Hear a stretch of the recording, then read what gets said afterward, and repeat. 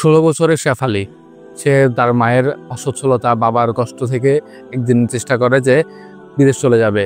এখন তার বয়স যেহেতু ১৬ বছর, সে তো বিদেশ যেতে পারবে না। বাংলাদেশের আইন অনুযায়ী একজন ২৫ বছর না হওয়া পর্যন্ত কোনো মেয়ে প্রবাসে কাজ করার জন্য যেতে পারে না।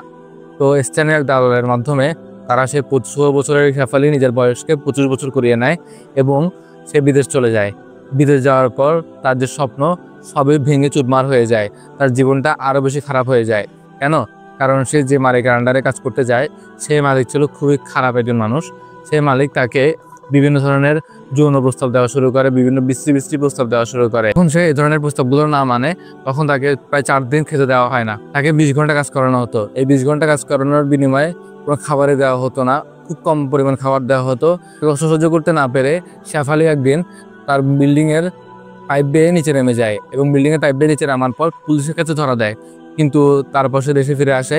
দেশে ফিরে আসার পরও তার জীবন তো আরও বেশি খারাপ হয়ে যায়। একদিকে ঋণ, একদিকে তাকে মানুষ কটু কথা শোনাচ্ছে, তোর জীবনে বিয়ে হবে না, এ ধরনের বিচ্ছিরি কষ্ট দিচ্ছে, কথা শোনাচ্ছে, কষ্ট দিচ্ছে। এভাবেই তার জীবন চলে যাচ্ছে এবং সে ভাবছে যদি একদিন আবার সে সুযোগ পায়, আবার বিদেশ যাবে, তবে এবার কোনো দালালের মাধ্যমে না, বরং একদম সলিড ওয়েতে সে বিদেশ যাওয়ার চেষ্টা করবে। আপনার আশেপাশে দেখা যাবে এরকম অনেকগুলো স্টোরি আছে, এরকম অনেক প্রবাসী ভাই আছে, বোন আছে, যাদের জীবনে অনেক কষ্ট ছিল, যেগুলো তারা কোনোদিন শেয়ার করতে পারে নাই। আপনি চাইলে আমাদের ভিডিওর নিচে কমেন্ট বক্সে অথবা মেসেঞ্জারে অথবা হোয়াটসঅ্যাপে আপনার কষ্টগুলো শেয়ার করতে পারেন।